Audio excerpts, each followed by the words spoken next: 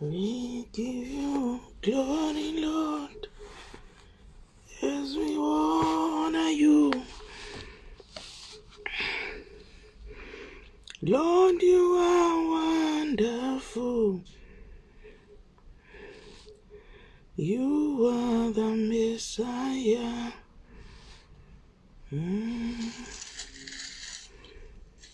Give you glory, Lord, as we honor you. Good morning, everyone. Lord, you are wonderful. You are the Messiah. Ona baba maka tendeka. Ndimi Messiah. Baba maka tendeka. Ndimi Messiah. Ona baba maka. Oh, Jesus. Makatendeka Jesu. Ndimi Messiah. Mwari wangu makatendeka. Ndimi Messiah. Ona munosha misa Jesu. Ndimi Messiah. Munosha misa. Ndimi Messiah. Good morning, everyone. Mazvita nekuuya kuSIS MELLY's diaries mangwanana akanaka. We thank you, Father. We thank you, Holy Spirit. Tauya pama morning devotions. Mwari wetu tasangana panguva ino zvichirema zvichirwadza. Tinoti tinokudai mweya mutsvene, zvisina kuringana zvakaringana. Tinovada Jesu ava. Mwari vatiitire zvakanaka, Mwari vatichengete. Ndinorumbidza zita renyu mangwanana anochangamire. Ndinovonga ukuru hwenyu. Can someone start praying kungoti Mwari, as I'm starting this day, ndinongoti Mwari vandiitire zvakanaka, Mwari vakuitire zvakanaka. As we are approaching this day, the last month of August, tinoti Mwari wekudenga mazvita makatichengeta kubva musi watabarwa kusvika musi wanhasi. Tinoona nyasha dzenyu, tinokutendai mangwanani ano. Tinokutendai Jehovha nezuva rekupedzesera raAugust, zvichioma zvichirwadza, asi tinotenda Mwari wee nekupera kwemwedzi uno matichengeta kubva tichizvarwa kusvika izvezvi. Mwari wekudenga, hatingadzitapudze nyasha dzamunodurura muupenyu hwedu. Can someone just start thanking God zvaakangokuitira kubva uchizvarwa kusvika muzuva ranhasi? Wedu dzingori nyasha dzaMwari kuti tive tiri vapenyu. Iwe unodziziva hondo dzekumusha kwenyu, iwe unodziziva hondo dzekowakakurira, iwe unodziziva hondo dzeuri kusangana nadzo muupenyu hwako. Vangani wawakafamba navo, nhasi havako. Vangani wawakaseka navo, nhasi havako. Vangani wawakadya navo, asi nhasi havako. Asi iwe neni nekuda kwenyasha dzaMwari, kunyangwe nyama dziri kurwadza, kunyangwe zvinhu zvisina kumira mushe, kunyangwe zvinhu zvisiri kuenda according to your plans, but we just want to thank God for his mercy. We just want to thank God for his glory. Pamusoro peupenyu hwedu, unozwa kuti pane pamwe pacho unototi kana wakanditarisa, pana vakanga vatori nani vaifanira kurarama, pana vanga vatori nemari vaifanira kurarama, but havana kukwanisa kurarama. But mangwanana ano ndinotenda Mwari, nekuti Mwari ndo vatiwanisa mukana. Tapinda muna August takabuda, ndikada kuzvitarisa isu takatokwirawo mabhazi tikadzoka, takatokwirawo zvakakwira vamwe vakasasvika kwavaienda, asi nekuda kwenyasha dzaMwari ini newe tiri pano. Nhasi position yauri pana ari kutoishuwirawo, nhasi life yauri kutorarama pana ari kutoishuruwira, asi mangwananano nekuda kwenyasha dzaMwari, haiwa kaJesu muchinda werugare vatipa mumwe mukana. Mangwananano svika paunongotenda Mwari in every situation yauri, in every battle yauri. Chinondifadza ndechekuti Mwari havakupe challenge yausingakwanise kukurira, Mwari havakupe mutoro wausingakwanise kutakura. Iwo mutoro wauinawo iwowo vanotoona kuti you've got the power and the strength yekuzvitakura. Mangwanana anosvika paunongotenda Mwari nechipo cheupenyu, nevana vavakakupa, nemhuri yawakabarirwa, nezvese zviri kuitika muupenyu hwako. Sometimes you look yourself down, wongozviona kunge uri munhu njye. Sometimes if you look at your background, unongoti koisusuwo zvedu, but ndauya kuzokuudza kuti Mwari vane chinangwa neupenyu hwako. Mangwanana ano handinzwe kuda kuenderera mberi. Let me go straight into the word of God and we start sharing the word of God. Chinondifadza mangwanani ano Mwari vanosvinurira soko ravo. Handei kuna Psalms chapter 1 verse 18 inondiitira zvakanaka. Psalms chapter 1 Samuel, sorry, I don't know where I'm taking Psalms. 1 Samuel chapter 18 verse verse 18 to 19. Amen. 1 Samuel chapter 18 verse 18 to 19. Panoita mukomana anonzi David. Nyaya inondiitira zvakanaka. Panoita mambo vanoti anenge arwa hondo akakurira ndiye wandichapa mukadzi uyu. Zvinondiitira zvakanaka. David anorwa, arwa hondo David anokurira, akurira hondo David. Zvinonzi pave pane mukadzi mwana wamambo ainzi musikana aifanira kupiwa anenge akunda hondo. David anoti akunda hondo, arwa akunda hondo David, paanoti akuda kutanga kupiwa mugove wake yekuti apiwe mukadzi.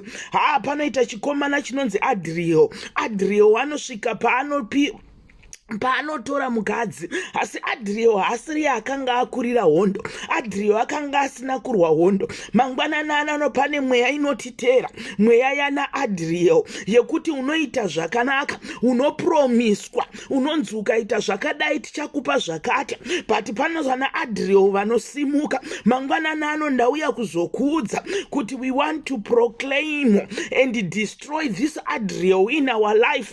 Pana vanhu vakaita zvakanaka vachinzi kana maita zvakanaka tichakuriwadhai, asi wakuda kupiwa mugove wako panomuka vana Adriel. Mangwananano ndinorwisa mweya waAdriel mumhuri yekwedu, mudzinza rekwedu. Vana Adriel vanongopindira so. David akanga atokurira hondo, David akanga atohwina. Patime yaanoda kutambidzwa mukadzi wake panomuka Adriel ndiyo opiwa mukadzi. Zvikada mangwanani ano uri kuti tisisiyoko yangu hamuinzwisise, ndakashanda kwamazuva, ndakashanda kwamakore, asi ndati ndakuda kupiwa pakamuka Adriel. Asi mangwananano ndauya kuzokuudza nyaya Adriel hakuchina nekuti tamuziva. Mangwananano we want to rebuke the spirit of Adriel. Mangwananano zvigada wakatanga basa kubva musi wa1 kusvika musi wa31, nhasi waada kupiwa mari yako, panomuka mweya waAdriel takuona unoda kutora zvausina kupiwa, asi takurayira mangwanani ano kune vakapinda mumarriage, murume asina kana bhasikoro, murume asina kana tai, murume asina kana sutu, asi murume paanotanga kuita mari, paanotenga mota, paanotenga imba, panosimuka Adriel. Tati Adriel takuona, taneta newe Adriel. Pana vakapinda mumakambani, kambani isina kana zvino, wakainvesta mukambani, asi kambani yakatanga kukura, kambani yakura kudaro, Adriel anosimuka ava kuda kutora mari. Asi mangwananano ndauya kuzokuudza, pray and bring down this Adriel. Pane mhuri dzakawanda dzekuti dzakatanga zvinhu zvakanaka asi Adriel akazongosimuka. David anotarwa hondo, akurira hondo paanenge akuda kutambidzwa mubayiro wake wemukadzi. Mukadzi anopiwa Adriel.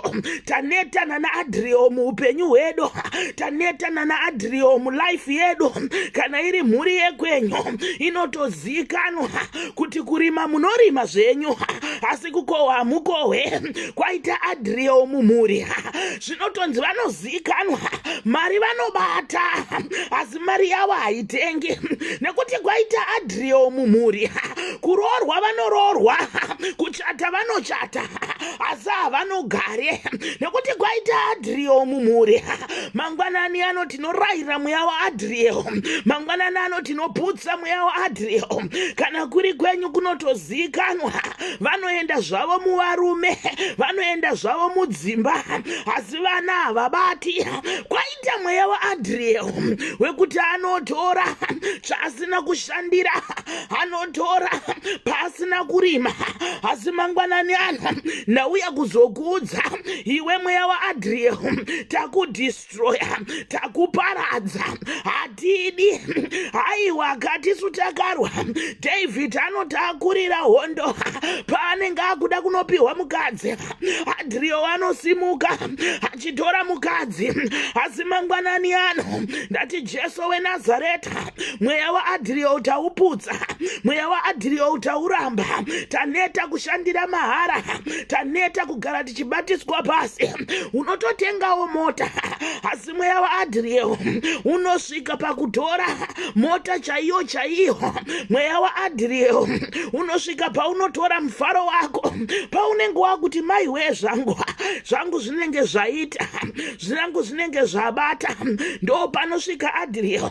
Nokuti ukatarisa David akanga atokurira hondo, pakuchinotambidzwa mukadzi Adriel ndo paanopiwa mukadzi. Pana mweya waAdriel wanetsa mumhuri, pane mweya waAdriel wanetsa mumhuri. Kwenyu kunotozikanwa kuti hamugari pavarume, mudzimba munopinda hamugari pavarume. Kuunganidzawo vanhu unounganidza asi haugare pamurume. Mangwanani ano kwaita mweya waAdriel unototengesa zvichitengwa, unotounganidza mari zvichiita asi paunoda kunotengawo chinooneka. Mwana anorwara kumusha, unototambawo maraundi. Paunotambidzwa mari yako yeraundi uchiti uri kuda kunotenga chinobatika. Mai vanorwara kumusha, mwana anorwara kumusha, mwana anotyoka ruoko. Kwaita mweya waAdriel munzvimbo, kwaita mweya waAdriel panyika. Asi mangwanani ano tauya nemunondo weshoko, tauya neprayer. Adriel must come out, Adriel must come out. Mweya waAdriel wanetsa mumhuri. Nhasi munhu anounganidza mari achida kutengawo stand asi kunosimuka Adriel. Adriel, who are you? You were not in the battle. Hauna kurwa hondo iwewe. Manje wapinda papi? Pana vakaunganidza mari vachida kutenga mastendi asi kunosimuka Adriel anokubira stendi, anokubira mari.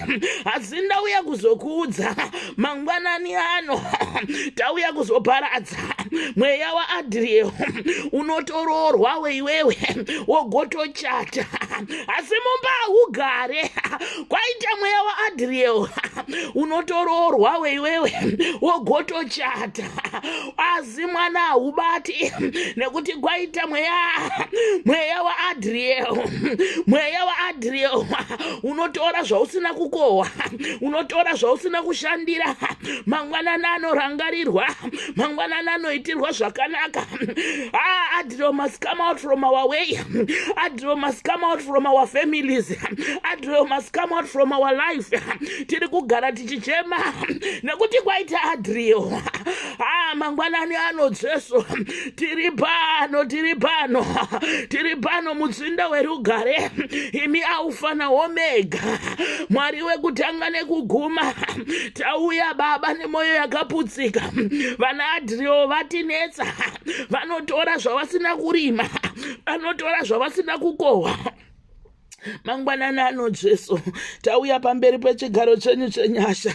Zvinorwadza sei mangwananano kuti iwe unototi warima asi wakuda kunokohwa. Adhirewo anosvika washingirira